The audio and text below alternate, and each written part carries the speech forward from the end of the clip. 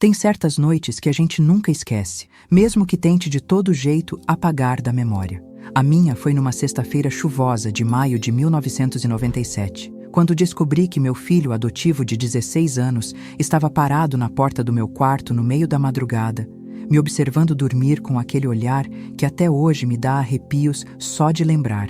O que aconteceu naquela madrugada mudou tudo. Quebrou nossa família de um jeito que jamais conseguimos colar os pedaços de volta. E o pior de tudo é que os sinais estavam lá há anos, bem na minha frente, mas eu me recusei a enxergar porque às vezes o coração de mãe fica cego demais pelo amor. Meu nome é Socorro Fernandes, mas todo mundo aqui em Surubim, interior de Pernambuco, me conhece como Dona Co, a mulher que adotou aquele menino do abrigo e que passou pelo que nenhuma mãe deveria passar. Hoje, aos 71 anos, decidi contar essa história que guardei engasgada na garganta por mais de 25 anos, porque talvez alguém que está me ouvindo agora precise saber que não está sozinha nessa dor. Se você tem um coração bondoso e quer ajudar outras pessoas a entenderem que às vezes o amor não é suficiente para curar tudo, dá um apoio aqui no canal se inscrevendo, porque sua inscrição faz toda a diferença para que mais gente ouça essas histórias que precisam ser contadas. Surubim é daquelas cidades pequenas onde todo mundo conhece todo mundo, onde as fofocas voam mais rápido que passarinho e onde uma família como a nossa, que decidiu adotar uma criança já grande, vira assunto na boca do povo por meses a fio. Fica no agreste pernambucano, terra de gente trabalhadora que planta milho, feijão e cria bode. As casas são simples, de tijolo à vista na maioria, com quintais grandes onde se pode ter galinha, porco e uma mangueira para dar sombra nas tardes quentes que fazem a gente suar até a alma. Minha casa é bem no centro da cidade, numa rua de paralelepípedos que faz barulho quando passa carro, com uma varanda pequena onde eu costumava sentar para ver o movimento e conversar com as vizinhas. Foi nessa varanda que tomei a decisão que mudaria nossa vida para sempre, numa tarde de dezembro de 1988, quando meu marido Severino chegou do trabalho na prefeitura com uma história que mexeu comigo de um jeito que ainda não sei explicar. Ele trabalhava como funcionário da assistência social e sempre chegava em casa com casos tristes de crianças abandonadas, famílias passando necessidade, gente precisando de ajuda. Mas naquele dia, o jeito que ele contou sobre um menino de 11 anos que estava no abrigo São Vicente há quase 5 anos mexeu com meu coração de uma forma diferente. Co, tem um menino lá que está ficando velho demais para alguém querer adotar. Logo, logo vai fazer 12 anos e aí não vai ter mais chance nenhuma.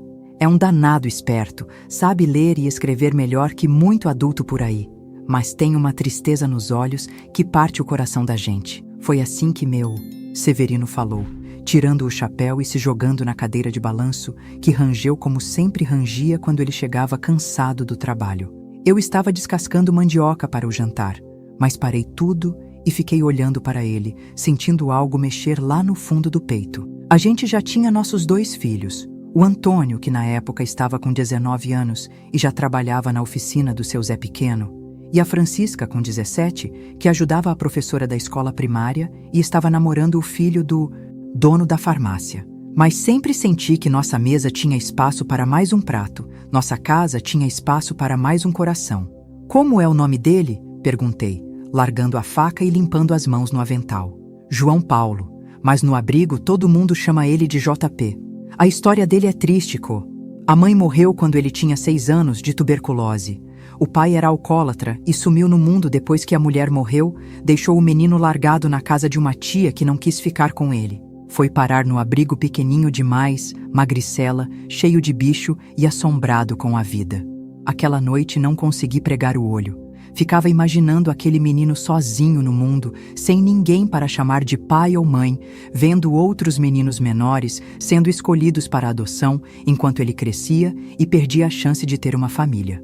No outro dia de manhã cedo, antes mesmo do sol esquentar direito, já estava vestida e penteada esperando Severino acordar. Quero conhecer esse menino, falei assim que ele abriu os olhos. Meu marido sorriu daquele jeito dele, sabendo que quando eu colocava uma coisa na cabeça, não tinha força no mundo que me fizesse mudar de ideia. Já imaginava que você ia falar isso. Podemos ir lá hoje mesmo, se quiser.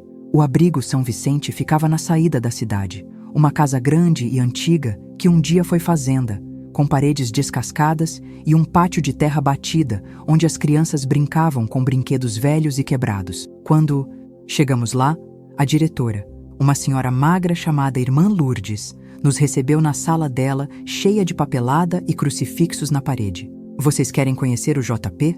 Ele é um bom menino, mas tem uns trejeitos estranhos às vezes. Fica muito tempo sozinho, não gosta muito de brincar com as outras crianças. É muito inteligente, mas meio fechado, sabe como é? Na hora que vi João Paulo pela primeira vez, sentado sozinho debaixo de uma mangueira no pátio, lendo um livro velho de capa dura, meu coração de mãe já tinha tomado a decisão. Era um menino alto para a idade, magro como vara de pescar, com cabelo preto cortado mal cortado e uns olhos castanhos grandes que pareciam ter visto coisa demais para uma criança de 11 anos. Quando a irmã Lourdes chamou ele para nos conhecer, JP veio devagar, como bicho desconfiado, segurando o livro contra o peito como se fosse um escudo. JP, estes são o seu Severino e Dona Socorro. Eles queriam te conhecer. A freira falou com voz mansa. O menino olhou para nós dois, estudando a gente de cima a baixo, como se estivesse tentando descobrir se éramos mais uma daquelas famílias que vem olhar criança como quem olha animal no curral e depois vai embora sem levar ninguém. Que livro é esse que você está lendo, meu filho? Perguntei, me abaixando para ficar da altura dele. Ele me olhou nos olhos pela primeira vez e respondeu com uma voz baixa, mas firme. Robinson Crusoe. É sobre um homem que fica sozinho numa ilha. Algo na forma como ele falou aquilo, como se estivesse falando de si mesmo, mexeu comigo de um jeito que ainda não sei explicar. Você gosta de ler? Continuei perguntando. Ele balançou a cabeça que sim. É a única coisa boa que tem para fazer aqui. Severino se aproximou também e perguntou se ele gostava de futebol, se sabia jogar dominó, se tinha algum amigo no abrigo. Para cada pergunta, JP dava respostas curtas, diretas, como se não quisesse se apegar muito àquela conversa, como se já tivesse aprendido que era melhor não criar expectativas. Mas quando perguntei se ele gostaria de ter uma família, os olhos dele brilharam por um segundo, antes de voltarem àquela expressão fechada. Todo mundo aqui quer ter família. Ele respondeu como se fosse a coisa mais óbvia do mundo. Saímos do abrigo naquele dia com o coração cheio e o compromisso de voltar na semana seguinte para começar o processo de adoção. Será que estamos fazendo a coisa certa, Co? Severino perguntou no caminho de volta para casa. O menino parece carente demais, vai dar trabalho. Eu olhei para meu marido e falei com toda a convicção que tinha no peito. Todos os filhos dão trabalho, Severino. A diferença é que este precisa mais da gente do que nós dele. Durante as semanas que se seguiram, visitamos JP 3 vezes antes de poder levá-lo para casa. A cada visita, ele parecia um pouco menos desconfiado, um pouco mais disposto a conversar. Descobrimos que era mesmo muito inteligente. Sabia contas que nem meus filhos biológicos sabiam na idade dele. Conhecia nomes de lugares que eu nunca tinha ouvido falar, mas também percebi algumas coisas estranhas.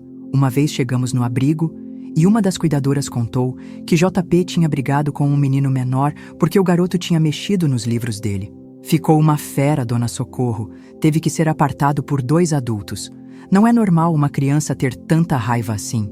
Outro dia, quando estávamos conversando no pátio, JP começou a contar detalhes sobre a morte da mãe dele de um jeito que me deu arrepios. Descrevia como ela tossia sangue, como ficou magra igual pau de cerca, como gemia de dor durante a noite. Falava daquilo tudo sem demonstrar tristeza, como se estivesse contando a história de um personagem de livro. Você sente saudade da sua mãe, meu filho? Perguntei. Ele me olhou com aqueles olhos grandes e falou: saudade é coisa de quem tem tempo para ficar pensando no que passou. Eu penso é no que vai acontecer daqui para frente. Meus braços. Naquele momento, pensei que tudo ia dar certo, que bastava amor e paciência para curar as feridas que a vida tinha deixado naquele menino. Como eu estava enganada. Os primeiros meses foram de adaptação, tanto para ele quanto para nós. JP era uma criança estranha, não há como negar.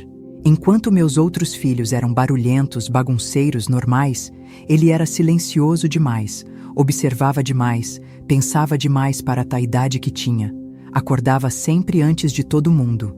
Eu Descia para fazer o café e já encontrava ele sentado na cozinha, lendo ou simplesmente olhando pela janela. "Bom dia, meu filho. Dormiu bem?" Eu perguntava toda manhã. Ele sempre respondia, "Sim, senhora." Educado demais, formal demais, como se ainda não acreditasse que aquela era realmente a casa dele. Na escola, as professoras diziam que ele era o melhor aluno da turma, mas não se misturava com as outras crianças. Ficava sozinho no recreio, lendo ou observando os colegas brincarem, como se fosse coisa de outro mundo. "Dona Socorro, seu filho é muito inteligente, mas é meio esquisito. Não é maldade não, mas as outras crianças acham ele diferente", me disse a professora Antônia numa reunião de pais. "Ele não brinca, não ri, não faz bagunça, é maduro demais para a idade dele." Tentei conversar com JP sobre isso, perguntei se ele queria brincar com os meninos da rua, se queria que eu comprasse uma bola, um peão, qualquer coisa. Ele sempre dizia que preferia ler, que os livros eram mais interessantes que as brincadeiras. "Mãe", foi a primeira vez que ele me chamou assim, e meu coração quase pulou de alegria. "As pessoas são complicadas demais, nos livros tudo faz sentido." Era uma resposta estranha para um menino de 11 anos, mas eu achei que fosse só o jeito dele de ver o mundo. Durante esses primeiros meses, comecei a notar pequenas coisas que me incomodavam, mas que eu sempre arranjava uma desculpa na cabeça. JP tinha uma obsessão estranha por organização. Deixava tudo no quarto dele arrumado de um jeito quase militar, os livros alinhados por tamanho, as roupas dobradas de uma forma específica, até os lápis ficavam organizados por cor. Se alguém mexia em alguma coisa, ele ficava nervoso de um jeito desproporcional. Uma vez a Francisca entrou no quarto dele para buscar uma caneta emprestada e mexeu sem querer na pilha de livros. Quando JP descobriu, teve um ataque de raiva que me assustou. Gritou com a irmã, jogou os livros no chão, bateu a porta com tanta força que racharam os vidros da janela. "JP, que modo é esse de tratar sua irmã?" Repreendi ele depois que se acalmou. Ele me olhou com uma frieza que me deu calafrios e disse, "Ela não tinha o direito de mexer nas minhas coisas. Ninguém tem esse direito." A forma como falou aquilo, como se fosse um adulto estabelecendo território, me deixou preocupada. Conversei com Severino sobre isso naquela noite. O menino passou anos dividindo tudo com outras crianças no abrigo, Co. É normal que agora que tem coisas próprias queira proteger. Vai passar. Meu marido tentou me tranquilizar, mas não passou. Na verdade, foi piorando. JP começou a demonstrar uma inteligência que às vezes me assustava. Sabia coisas que uma criança não deveria saber. Falava palavras difíceis que nem eu conhecia. Fazia perguntas que me deixavam sem resposta. Uma noite, estava assistindo o jornal quando passou uma notícia sobre um homem que tinha matado a esposa por ciúmes. JP, que estava sentado no chão fingindo ler, olhou para a televisão e comentou, "Foi burrice dele. Se quisesse se livrar dela, tinha jeitos melhores de fazer sem ser pego." Fiquei gelada. "Que conversa é essa, menino? Não se fala essas coisas." Ele me olhou com aqueles olhos grandes e disse, "É só lógica, mãe. Crime passional sempre deixa rastro. Crime planejado é mais difícil de resolver." Desliguei a televisão na hora e mandei ele para o quarto. Como um menino de 11 anos. Sabia essas coisas? De onde tirava essas ideias? Foi por essa época que descobri os desenhos. Estava arrumando o quarto dele quando encontrei um caderno escondido embaixo do colchão. Pensei que fossem os deveres da escola, mas quando abri, quase deixei cair no chão de susto. Eram desenhos perturbadores demais para uma criança fazer. Pessoas sendo machucadas, animais mortos, cenas de violência desenhadas com detalhes que me deram pesadelos por dias. Num dos desenhos, reconheci nossa família. Eu, Severino, Antônio e Francisca, todos deitados no chão com sangue ao redor, e uma figura de pé observando que parecia ser ele mesmo. Mostrei para Severino quando ele chegou do trabalho. Meu marido ficou pálido ao ver aqueles desenhos. "Isso não é normal, Co. Menino dessa idade desenha casa, árvore, sol, não essas barbaridades." Naquela noite, confrontamos JP sobre os desenhos. Ele não negou, não pareceu envergonhado nem arrependido. "São só desenhos", disse com aquela voz. "Calma demais. Todo mundo tem pensamentos estranhos às vezes. Mas você desenhou nossa família morta, filho", eu disse com a voz tremendo. "Por quê?" Ele me olhou nos olhos e respondeu com uma frieza que me congelou o sangue, porque às vezes penso como seria se vocês não existissem mais. Naquela semana, numa das minhas idas à igreja para agradecer pelas bênçãos e pedir proteção para nossa família, encontrei uma Bíblia Sagrada linda que estava sendo vendida para ajudar a reforma da igreja. Era uma edição especial, com capa resistente e páginas douradas, dessas que duram a vida toda e passam de geração em geração. Comprei pensando que talvez a palavra de Deus pudesse ajudar nosso JP a encontrar paz interior, a acalmar esses pensamentos sombrios que pareciam atormentar a mente dele. Se você também sente que precisa de força espiritual para enfrentar momentos difíceis na sua família, deixei o link dessa mesma Bíblia no comentário fixo deste vídeo. É um investimento na paz do seu lar que vale cada centavo. Presenteei JP com a Bíblia numa tarde de domingo, depois do almoço. Meu filho, quero te dar uma coisa especial. Talvez te ajude a encontrar respostas para essas perguntas que vivem na sua cabeça. Ele pegou a Bíblia, passou a mão na capa, abriu algumas páginas. Por um momento, achei que tinha visto algo diferente no olhar dele, talvez até gratidão. Obrigado, mãe. Vou ler. E ele realmente leu. Nas semanas seguintes, via JP com a Bíblia nas mãos durante várias horas do dia. Pensei que fosse um sinal de melhora, que talvez estivesse encontrando a paz que tanto precisava. Até o dia que ouvi ele recitando versículos na mesa do jantar. Mas não eram os versículos de amor e perdão. Eram os versículos sobre vingança, sobre a ira de Deus, sobre castigo e punição. Citava de cor passagens sobre olho por olho, dente por dente, sobre a destruição dos inimigos. Fazia isso com uma intensidade que me arrepiava toda. Ainda tentava me convencer de que era só uma fase, que todo adolescente passa por períodos estranhos, mas no fundo do coração, uma vozinha insistia em me dizer que havia algo muito errado acontecendo com meu filho adotivo. Os sinais estavam todos lá, mas eu me recusava a enxergar, porque o amor de mãe às vezes fica cego demais pela esperança. Severino começou a ficar mais distante do JP. Percebi que meu marido evitava ficar sozinho com o menino. Sempre arranjava uma desculpa para sair quando eu precisava sair de casa. Tem alguma coisa errada com esse menino, Co. Ele me disse uma noite, quando o JP estava dormindo. A forma como ele olha para a gente às vezes parece que está calculando alguma coisa. Eu defendia o menino. Dizia que Severino estava exagerando, que JP só precisava de mais tempo para se adaptar completamente à família.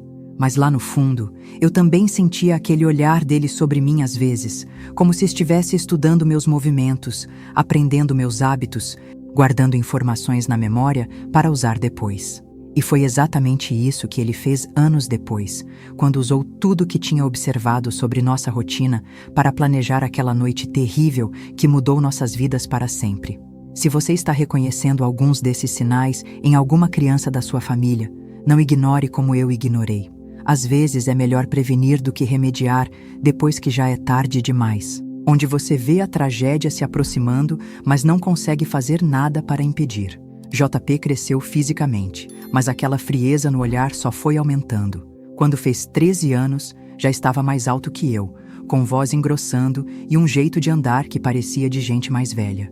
Mas o pior não eram as mudanças do corpo. Era como se por dentro dele estivesse crescendo uma escuridão que eu não sabia nomear. Os desenhos perturbadores viraram uma obsessão. Descobri que ele tinha vários cadernos, escondidos por todo o quarto, todos cheios daquelas imagens horríveis. Quando tentei conversar com ele sobre isso, JP me olhou com aquela expressão vazia e disse: "Mãe, todo artista precisa praticar. Eu estou praticando vida e morte." A forma como falou aquilo, como se fosse a coisa mais natural do mundo, me fez ter pesadelos por semanas. Comecei a perceber que JP observava nossa rotina de um jeito doentio. Sabia exatamente que horas cada um de nós acordava, que caminho Severino fazia. Para ir trabalhar, quando Francisca saía para a casa do namorado. Que dia da semana Antônio trabalhava até mais tarde na oficina. Uma vez, perguntei por que ele prestava tanta atenção nessas coisas. "Gosto de saber como as coisas funcionam, mãe. Como as pessoas funcionam. É interessante." O jeito como disse "interessante" me deu arrepios. Durante esse período, começaram a acontecer coisas estranhas na nossa rua. Gatos apareciam mortos no quintal dos vizinhos, sempre de um jeito muito específico. Não atropelados, não atacados por cachorro, mas como se alguém tivesse feito aquilo de propósito. Dona Zefinha, nossa vizinha de lado, veio reclamar uma vez que tinha encontrado o gato dela morto, com sinais de que alguém tinha machucado o bichinho antes de matar. Isso não foi animal que fez, Dona Socorro. Foi gente. Gente ruim. Meu sangue gelou quando ela falou aquilo, porque lembrei que tinha visto JP mexendo com um gato na nossa área uns dias antes. Quando perguntei sobre isso, ele negou com aquela cara de anjo que sabia fazer quando queria. Eu não faria mal a um animal, mãe. Você me conhece. Mas eu estava começando a perceber que não conhecia meu filho adotivo nem um pouco. A inteligência dele continuava impressionando todo mundo na escola, mas os professores começaram a se queixar de outros problemas. JP tinha desenvolvido um jeito de manipular os colegas que me assustava. Conseguia convencer outros meninos a fazerem coisas que eles não queriam, sempre usando palavras bonitas e lógica que parecia fazer sentido na hora. Seu filho tem um dom para convencimento, Dona Socorro, me disse o diretor numa reunião. Mas às vezes usa esse dom de forma preocupante. O que mais me apavorava era como JP tinha começado a me tratar de forma diferente dos outros da família. Com Severino, era respeitoso, mas distante. Com os irmãos, educado, mas frio. Comigo, era diferente. Tinha uma atenção excessiva, queria sempre saber onde eu estava, o que estava fazendo, com quem estava falando. Quando eu saía para fazer compras ou visitar alguma amiga, ele perguntava 1000 detalhes sobre onde eu tinha ido, quanto tempo tinha ficado, com quem tinha conversado. Por que tanta curiosidade, meu filho? Perguntei uma vez. Ele sorriu daquele jeito que não chegava nos olhos e respondeu: porque me preocupo com a senhora, mãe. O mundo é perigoso para uma mulher sozinha. A forma como falou aquilo, como uma ameaça disfarçada de cuidado, me fez sentir um frio na barriga. Comecei a notar que JP tinha me observado mais do que devia para um filho. Conhecia meus hábitos íntimos demais. Sabia que eu gostava de tomar banho de noite, que dormia do lado direito da cama, que às vezes levantava de madrugada para beber água. Uma vez flagrei ele parado na porta do meu quarto no meio da noite, fingindo que estava indo ao banheiro. "O que foi, JP? Está precisando de alguma coisa?" perguntei. Ele demorou uns segundos para responder, como se tivesse sido pego fazendo algo errado. "Não, mãe, só passei mal. Já passou." Mas a forma como ele estava me olhando naquele momento, mesmo no escuro, me deu uma sensação horrível que não conseguia explicar. Os conflitos em casa começaram a ficar mais frequentes quando JP completou 14 anos. Severino já não conseguia mais disfarçar o desconforto que sentia perto do menino. Meu marido, que sempre foi homem corajoso, começou a evitar ficar sozinho com JP de qualquer jeito. "Tem alguma coisa errada com esse menino, Co? A forma como ele olha para a gente, principalmente para você, não é normal." Severino me alertava todas as noites. "Ele não é mais uma criança, está virando outra coisa." Eu ainda defendia JP. Dizia que Severino estava exagerando, que o menino só precisava de mais compreensão. Mas lá no fundo, eu também estava começando a sentir medo do meu próprio filho adotivo. Havia momentos em que o olhar dele sobre mim tinha uma intensidade que me fazia sentir nua, vulnerável, como se ele estivesse vendo coisas que não deveria ver. Francisca, que sempre foi a mais sensível da família, foi a primeira a verbalizar o que todos estávamos sentindo. "Mãe, tem alguma coisa muito errada com o JP. O jeito que ele olha para a senhora às vezes me dá medo. Parece que ele está imaginando coisas." Quando perguntei que tipo de coisas, ela ficou vermelha e não quis explicar direito. Coisas que um irmão não deveria imaginar sobre a mãe. Foi tudo que conseguiu dizer. Foi por essa época que comecei a perceber mudanças físicas em JP que me deixaram extremamente desconfortável. Ele estava entrando na adolescência completa, e junto com as mudanças normais do corpo, vinha algo mais perturbador. Notei que ele ficava excitado em situações inadequadas, principalmente quando estava perto de mim. Era algo que eu tentava ignorar, fingir que não estava vendo, mas ficava cada vez mais difícil de disfarçar.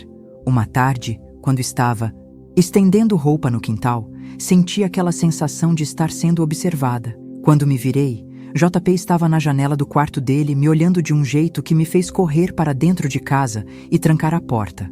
Naquela noite, contei para Severino o que tinha acontecido. Meu marido ficou branco de raiva. Isso já passou dos limites, Co. Esse menino está vendo você como mulher, não como mãe. Isso é doentio. Tentei argumentar que talvez fosse só confusão da adolescência, que JP estava descobrindo a sexualidade e se confundindo. Não existe confusão que justifique um filho olhar para a mãe desse jeito, Severino retrucou.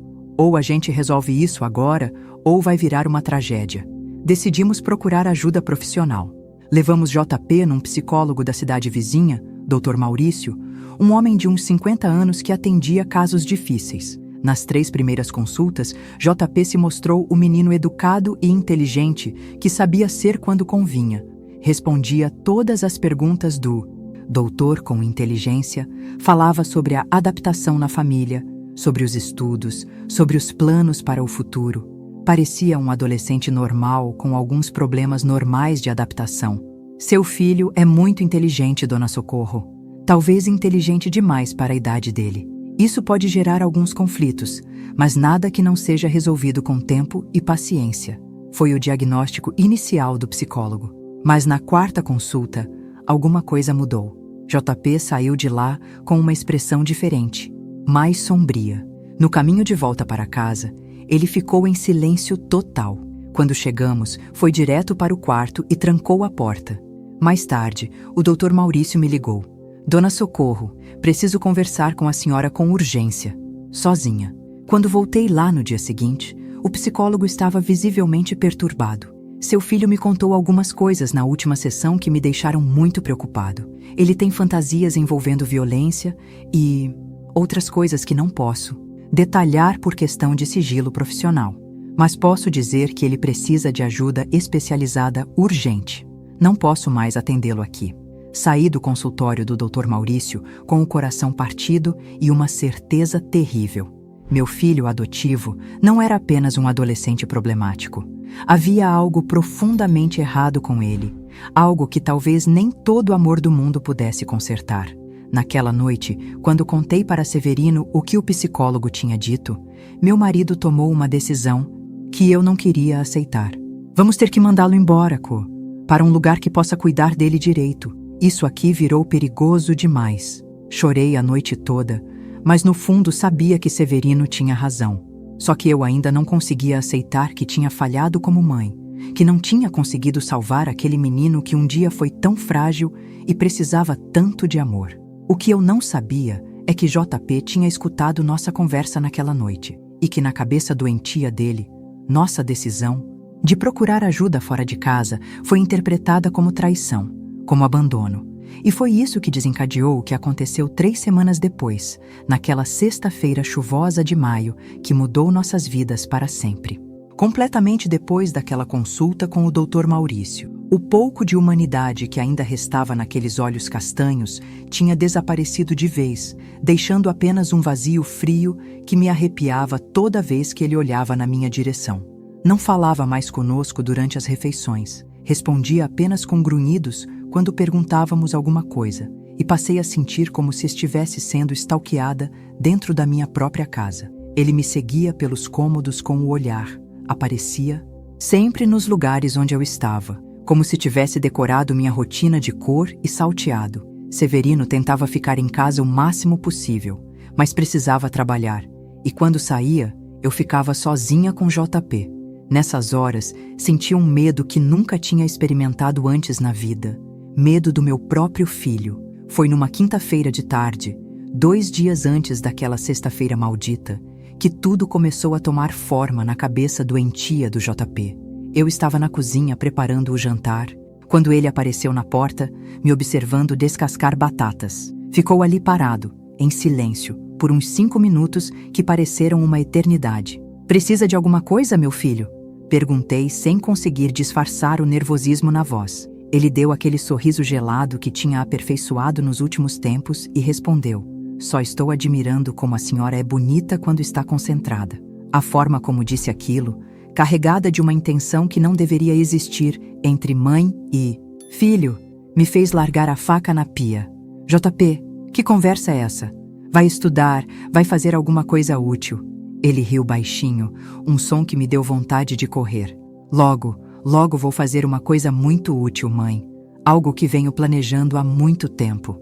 Saiu da cozinha me deixando com as pernas bambas e uma sensação terrível de que algo horrível estava para acontecer. Naquela noite, contei para Severino sobre a conversa estranha.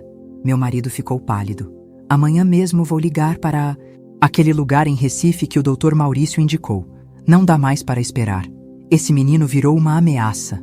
Na sexta-feira de manhã, JP acordou diferente. Estava cantarolando baixinho enquanto tomava café, algo que nunca fazia. Parecia até alegre, o que me deixou ainda mais preocupada, porque JP nunca demonstrava alegria verdadeira. Era como se soubesse de algo que nós não sabíamos, como se tivesse um segredo que o deixava satisfeito. Hoje vai ser um dia especial, ele comentou, olhando direto para mim. Muito especial. Severino perguntou o que tinha de especial naquele dia, se era alguma prova na escola ou algum evento. JP sorriu daquele jeito que não chegava nos olhos e respondeu: é uma surpresa. Vocês vão descobrir hoje à noite. A forma como enfatizou hoje à noite me fez sentir um arrepio gelado subindo pela espinha. Severino e eu nos entreolhamos, ambos sentindo que algo estava muito errado, mas sem saber exatamente o que. Durante o dia, JP ficou ainda mais estranho que o normal. Não foi para a escola, alegando que estava se sentindo mal, mas eu o vi pela janela do quarto andando pelo quintal, às vezes parado embaixo da mangueira apenas pensando, outras vezes mexendo em coisas no galpão dos fundos onde Severino guardava ferramentas. Quando perguntei o que estava fazendo lá, ele disse que estava organizando umas coisas. O jeito como falou me deixou preocupada, mas não imaginava que ele estava escolhendo quais ferramentas usar contra nós naquela noite. Por volta das 4 da tarde, JP entrou em casa com uma expressão que nunca tinha visto antes, uma mistura de excitação contida e algo que parecia ser sede de sangue. Os olhos dele brilhavam de um jeito anormal, como se estivesse febril, mas quando coloquei a mão na testa dele, estava gelada como gelo. Mãe, ele disse se aproximando mais do que deveria, a senhora vai fazer o jantar que eu mais gosto hoje? A pergunta em si era normal, mas o jeito como fez, sussurrando perto do meu ouvido, me fez ter vontade de vomitar.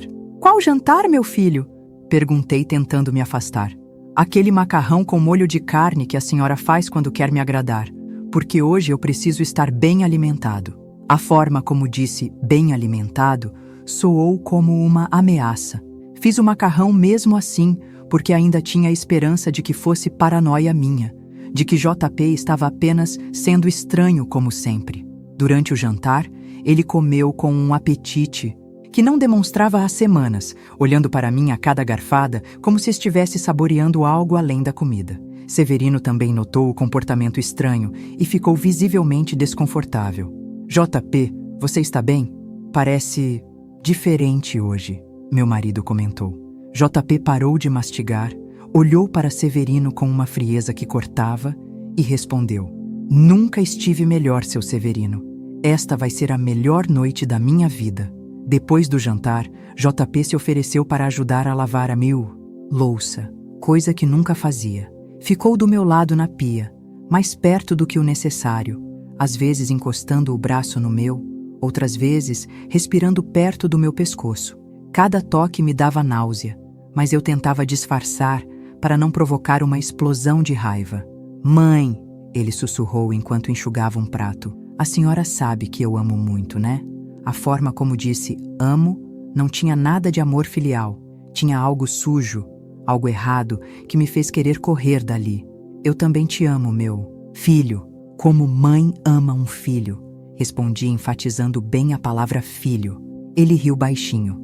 Ah, mas meu amor é diferente do seu, mãe. Muito diferente. Terminei de lavar a louça o mais rápido possível e saí da cozinha com as pernas tremendo. Se você está acompanhando essa história terrível e reconhece que às vezes precisamos falar sobre coisas difíceis para proteger outras famílias, ajuda muito se você se inscrever no canal aqui embaixo e compartilhar com pessoas que possam precisar ouvir isso. Sua inscrição faz com que essas histórias importantes cheguem a mais gente que precisa saber que não está sozinha quando passa por situações parecidas. Naquela noite, JP foi para o quarto mais cedo que o normal, dizendo que queria descansar para o dia especial de amanhã. Severino e eu ficamos na sala conversando baixinho sobre nossos planos de levá-lo para a internação na segunda-feira. Não aguento mais, Co. Esse menino me dá calafrios. O jeito que ele olha para você hoje estava pior que nunca, meu marido desabafou. Parecia que estava imaginando coisas. Concordei com ele, contei sobre os comentários estranhos durante o jantar e sobre como o JP tinha ficado íntimo demais durante a lavagem da louça. Vou ligar para meu irmão amanhã cedo, Severino decidiu. Vamos pedir para ele nos ajudar a levar JP para Recife. Sozinhos pode ser perigoso. Fomos dormir naquela noite com uma sensação terrível de presságio, como se algo ruim estivesse pairando sobre nossa casa. Severino trancou a porta do quarto, coisa que nunca fazia, e colocou uma cadeira encostada na maçaneta. Só por precaução, ele disse. Mas eu vi o medo nos olhos dele. Por volta das 11 da noite, quando já estávamos deitados, escutamos JP se movimentando pelo corredor. Passos lentos, calculados, como se estivesse medindo a distância entre seu quarto e o nosso. Severino segurou minha mão debaixo das cobertas. Ele está só indo ao banheiro, sussurrei, tentando me convencer. Mas os passos pararam bem na frente da nossa porta e ficaram ali por uns 5 minutos que pareceram uma eternidade. Não ouvimos a porta do banheiro abrir nem fechar. Apenas silêncio do outro lado da nossa porta, como se alguém estivesse escutando, esperando, planejando. Quando finalmente os passos se afastaram e ouvimos a porta do quarto dele fechar, Severino sussurrou no meu ouvido. Amanhã de manhã cedo vamos sair daqui e só voltar com ajuda para buscar ele. Isso aqui virou perigoso demais. Concordei com a cabeça, mas no fundo sabia que talvez já fosse tarde demais. Havia algo na forma como JP tinha se comportado durante todo aquele dia que me dizia que ele não ia esperar até segunda-feira para colocar em prática o que quer que estivesse planejando na cabeça doentia dele. Tentei dormir, mas ficava acordando a cada ruído, a cada vento que balançava a janela, a cada rangido da casa velha. Por volta das 2 da manhã, finalmente consegui pegar no sono, exausta de tanto medo e tensão. Foi o pior erro que cometi na vida, porque JP estava apenas esperando que baixássemos a guarda para colocar em prática o plano que vinha arquitetando há semanas. Um plano que envolvia muito mais do que eu jamais poderia imaginar e que mudaria nossa família para sempre de uma forma que jamais poderíamos recuperar. Tinha acontecido, pudesse voltar atrás no tempo e impedir aquela tragédia. Mas algumas imagens ficam gravadas na alma da gente para sempre, como cicatrizes que nunca saram completamente. Acordei por volta das 3 da manhã, com aquela sensação estranha de que alguém estava me observando. No começo, pensei que fosse pesadelo, aqueles medos que às vezes a gente carrega do dia para os sonhos. Mas quando abri os olhos devagar, tentando não fazer barulho para não acordar Severino, vi uma silhueta parada na porta do nosso quarto. Meu coração quase parou de bater quando percebi que era JP, parado ali no escuro, apenas me observando dormir. Não sei há quanto tempo ele estava ali, mas pela forma como estava posicionado, parecia conhecer exatamente o ângulo da minha cama, sabia exatamente onde eu ficava deitada. JP? Chamei baixinho, a voz tremendo de medo. O que você está fazendo aí, meu filho? Ele não respondeu imediatamente. Apenas se aproximou da cama devagar, como um predador que não quer assustar a presa antes do bote. Na penumbra do quarto, consegui ver que ele estava sem camisa, só de bermuda, e havia algo em sua postura que me deixou apavorada. Não era mais o menino que eu conhecia. Era algo diferente, algo perigoso que tinha tomado conta do corpo do meu filho. Mãe, ele sussurrou finalmente. A voz baixa, mas carregada de uma intenção que me fez querer gritar. Precisamos conversar, sozinhos. Tentei me sentar na cama, mas ele colocou a mão no meu ombro, me empurrando de volta para o travesseiro com uma força que não sabia que ele tinha. Quieta, ele comandou. Não quero acordar o Severino ainda. Primeiro, quero que você entenda uma coisa. O coração estava batendo tão forte que tinha certeza que ele podia ouvir. Entender o quê, JP? Que conversa é essa de madrugada? Ele se aproximou mais, o rosto dele a poucos centímetros do meu, e pude sentir o cheiro estranho que emanava dele, uma mistura de suor frio e algo que parecia excitação animal. Entender que você nunca foi minha mãe de verdade, foi apenas uma mulher que me criou, que viveu na minha frente todos esses anos, me provocando sem saber. As palavras dele me atingiram como socos no estômago. JP, você está falando loucura. Eu sou sua mãe, te amo como filho desde o primeiro dia. Ele riu baixinho, um som que me arrepiou inteira. Amor de mãe não é isso que eu sinto por você, Socorro. E sei que você também sente algo diferente por mim. As forma como disse meu nome, sem o dona respeitoso de sempre, soou como uma profanação. Você está doente, meu filho. Vamos conversar sobre isso de manhã, com seu pai presente. Tentei me levantar novamente, mas desta vez ele segurou meus 2 pulsos com uma mão só, imobilizando meus braços acima da cabeça. A força dele me assustou. Quando tinha ficado tão forte assim? Não vai ter conversa de manhã, ele sussurrou, o rosto dele agora quase encostando no meu. Vai ser agora, sempre. Soube que chegaria este dia. Venho me preparando para isso há meses. Foi nesse momento que compreendi com horror total que JP não estava tendo um surto momentâneo. Aquilo era planejado, calculado, arquitetado durante muito tempo. JP, me solta. Você está assustando sua mãe. Tentei usar o tom maternal que sempre funcionava com ele, mas aquele JP não existia mais. Você não é minha mãe! Ele rosnou entre os dentes, apertando meus pulsos com tanta força que senti como se fossem quebrar. Você é a mulher que me torturou todos esses anos, andando pela casa, me provocando, me mostrando o que eu não podia ter, mas hoje isso acaba. Tentei gritar para acordar Severino, mas JP colocou a mão livre sobre minha boca com tanta força que mal conseguia respirar. Se você gritar, ele vai se meter e vou ter que machucá-lo. E sei que você não quer isso, né? O terror que senti naquele momento não tem nome. Era meu filho, aquele menino que eu tinha amado, protegido, defendido de tudo e de todos, agora me ameaçando de uma forma que jamais imaginei ser possível. Por favor, tentei sussurrar por baixo da mão dele. Não faz isso, sou sua mãe. Ele moveu o rosto ainda mais perto do meu, tanto que podia sentir a respiração quente dele na minha pele.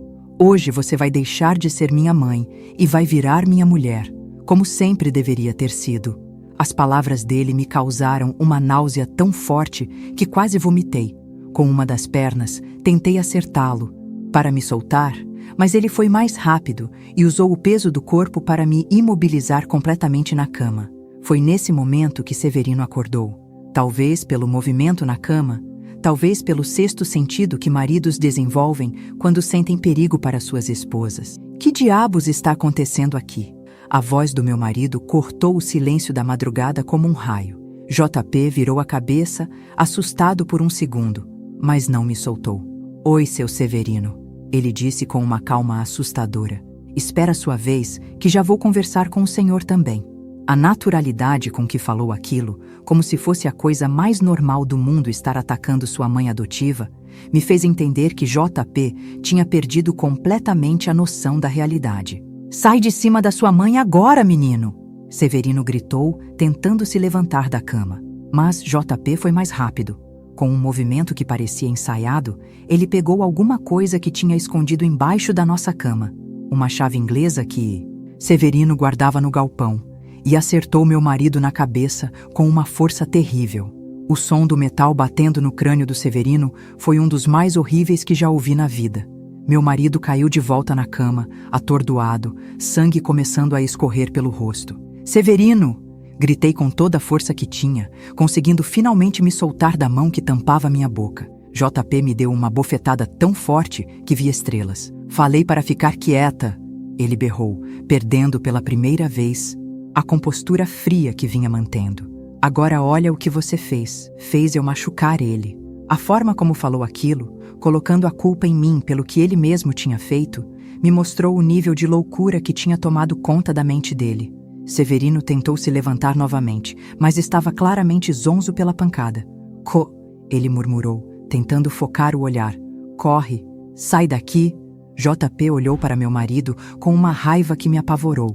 O senhor sempre atrapalhou tudo entre eu E ela sempre ficou no meio do que era só nosso. Levantou a chave inglesa novamente, e eu soube que se não fizesse alguma coisa, ele ia matar Severino ali mesmo. Com um impulso desesperado, consegui empurrar JP da cama. Ele caiu no chão, mas se levantou imediatamente, agora com os olhos completamente enlouquecidos. Você vai pagar por isso, ele rosnou, vindo na minha direção. Pulei da cama e corri para a porta do quarto, mas JP me alcançou no corredor. Ele me agarrou pelos cabelos, puxando com tanta força que senti como se o couro cabeludo fosse sair. Você vai voltar para aquele quarto e vai fazer o que eu quero, ele disse no meu ouvido, a voz agora completamente irreconhecível. Ou o Severino vai morrer. Naquele momento, olhando nos olhos do menino que eu tinha criado com tanto amor, vi apenas escuridão total. Não havia mais nada de humano ali. Era como se um demônio tivesse tomado conta do corpo do meu filho. Por favor, JP, implorei. Lembra de quando você chegou em casa? Lembra como te recebemos com carinho? Somos sua família. Ele riu daquele jeito gelado que tinha aperfeiçoado. Família era só o que vocês fingiam ser, mas eu sempre soube que era mentira. E hoje vocês vão pagar por todos esses anos de mentira. Foi quando ouvi Severino se levantando no quarto, murmurando meu nome. JP também ouviu, e sua expressão mudou para algo ainda mais perigoso. Ele não vai desistir, né? Então vou ter que terminar o serviço. Soltou meus cabelos e voltou em direção ao quarto, a chave inglesa erguida. Foi nesse momento que tomei a decisão mais difícil da minha vida. Em vez de tentar fugir da casa, como meu instinto mandava, voltei correndo atrás dele. Não podia deixar JP matar Severino, mesmo que isso significasse me sacrificar. Quase 8 anos. Quando voltei correndo atrás do JP para impedir que ele matasse Severino, encontrei uma cena que me gelou o sangue. Meu marido estava tentando se levantar da cama, cambaleando pela pancada na cabeça, enquanto JP levantava a chave inglesa para dar o golpe final. Não! Gritei me jogando entre os dois. JP me olhou com uma fúria que nunca tinha visto nos olhos de nenhum ser humano. Você escolheu ele em vez de mim, ele disse, a voz distorcida pela raiva. Então vocês dois vão morrer juntos. Foi nesse momento que Severino, mesmo zonzo e sangrando, conseguiu agarrar o braço do JP. Os dois caíram no chão numa luta desesperada, rolando entre os móveis quebrados, enquanto eu tentava pensar em como pedir socorro. Meus vizinhos mais próximos moravam a uns 100 metros de distância, e com a chuva que tinha voltado a cair, dificilmente alguém ouviria meus gritos. Durante a briga, consegui correr até a cozinha e pegar uma faca grande.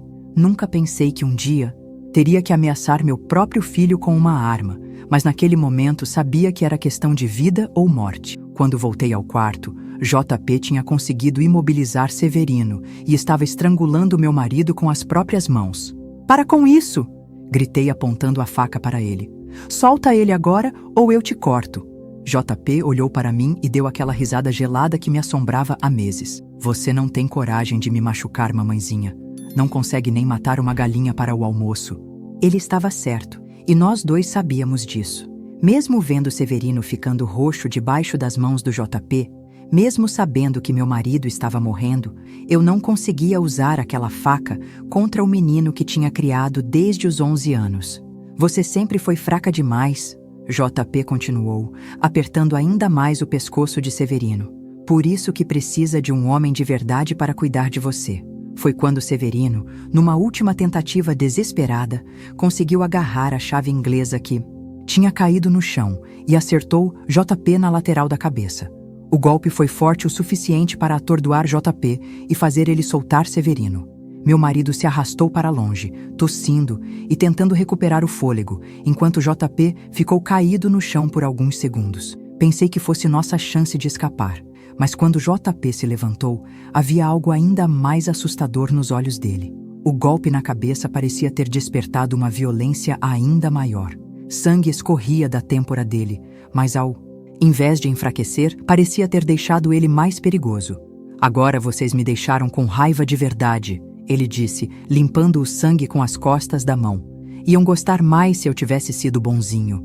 Pegou a chave inglesa novamente e partiu para cima de Severino com uma fúria animalesca.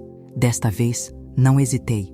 Quando vi JP levantando a ferramenta para esmagar a cabeça do meu marido, enfiei a faca nas costas dele com toda a força que tinha. Não foi um corte profundo o suficiente para matar, mas foi o suficiente para fazer ele gritar de dor e se virar para mim com um ódio que parecia vir do inferno. "Sua vagabunda!" ele berrou, tentando alcançar a faca que tinha ficado espetada nas suas costas. "Você vai pagar caro por isso." Mas o ferimento o deixou mais lento e aproveitei para ajudar Severino a se levantar. "Corre, Co!" meu marido gritou, mesmo mal conseguindo ficar em pé. "Vai buscar ajuda, eu seguro ele aqui." Não queria abandonar Severino, sozinho com aquela fera, mas sabia que era nossa única chance. Corri para a porta da frente, mas JP, mesmo ferido, conseguiu me alcançar no corredor. Agarrou minha camisola e me puxou com tanta força que ouvi o tecido rasgar. "Você não vai a lugar nenhum!" ele rosnou, tentando me arrastar de volta para o quarto. Foi quando consegui me soltar e dar um chute nos genitais dele com toda a força que tinha. JP se dobrou de dor e aproveitei para destrancar a porta e sair correndo para a rua. Era quase 4 da manhã.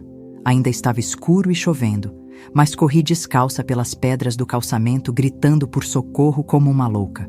Seu Mané, o vizinho mais próximo, foi o primeiro a me ouvir. Ele saiu na varanda só de cueca, assustado com a gritaria. "Socorro! Dona Co! O que está acontecendo?" Quando me viu ensanguentada, de camisola rasgada, correndo na chuva, entendeu que era algo muito grave. "Chama a polícia!" gritei. "JP está tentando matar a gente!" Dona Rosa, esposa do seu Mané, ligou para a delegacia enquanto ele vestiu uma roupa e veio comigo de volta para casa. Quando chegamos, encontramos Severino caído na sala, desacordado, mas respirando. JP tinha desaparecido. A janela do quarto dos fundos estava aberta e havia rastros de sangue levando até o quintal.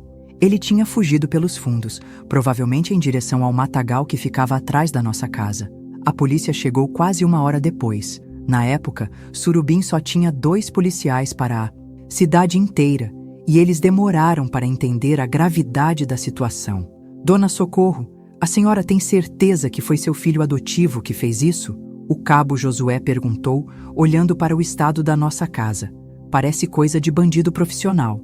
Tive que explicar várias vezes que JP não era mais o menino que eles conheciam da cidade, que havia algo muito errado com ele, que tinha virado uma pessoa perigosa.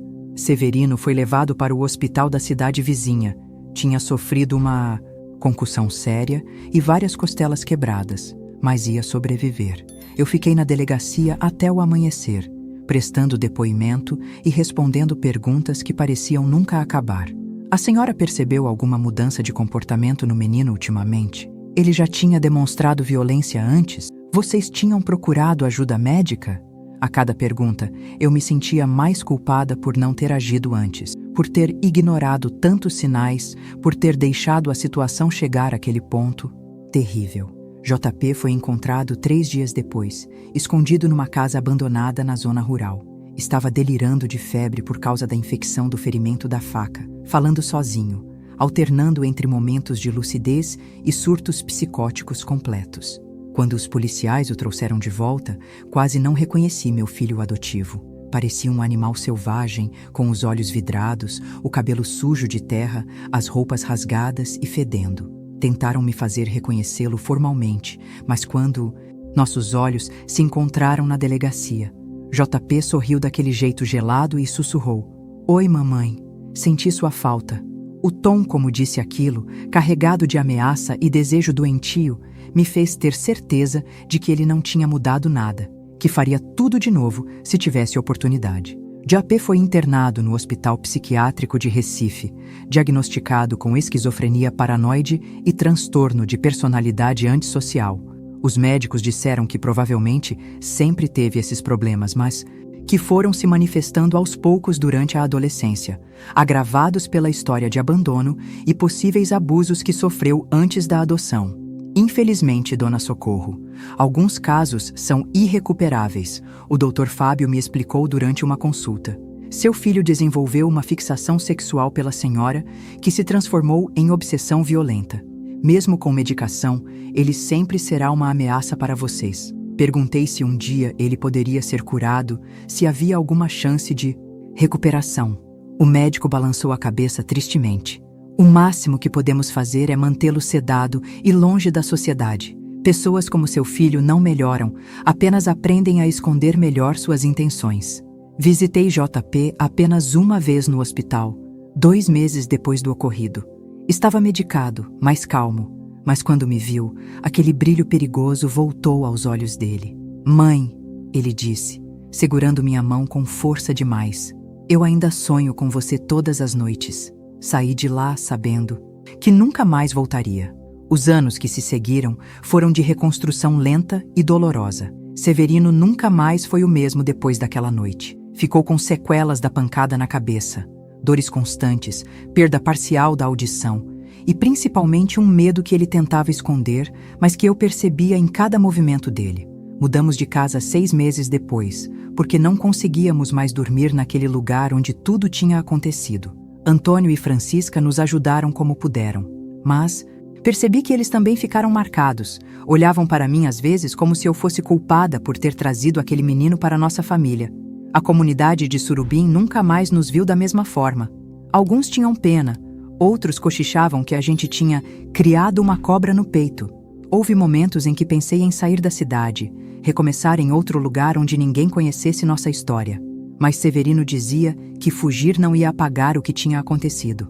Hoje, aos 71 anos, olhando para trás depois de todos esses anos, consigo entender algumas coisas que na época não entendia. JP sempre foi um predador disfarçado de vítima.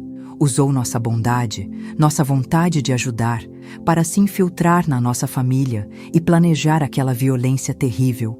Não foi culpa nossa não ter percebido antes. Ele era muito inteligente, muito manipulador, muito bom em esconder suas verdadeiras intenções. Mas ainda carrego a culpa de não ter protegido melhor minha família, de ter colocado todos nós em perigo por causa da minha teimosia em querer salvar quem não podia ser salvo. Se você chegou até aqui nessa história terrível, significa que tem um coração forte o suficiente para ouvir verdades que muita gente prefere ignorar. Se reconheceu algum desses sinais em alguma criança da sua família, por favor, não ignore como eu ignorei. Procure ajuda profissional antes que seja tarde demais. E se esta história tocou seu coração de alguma forma, se inscreva no canal.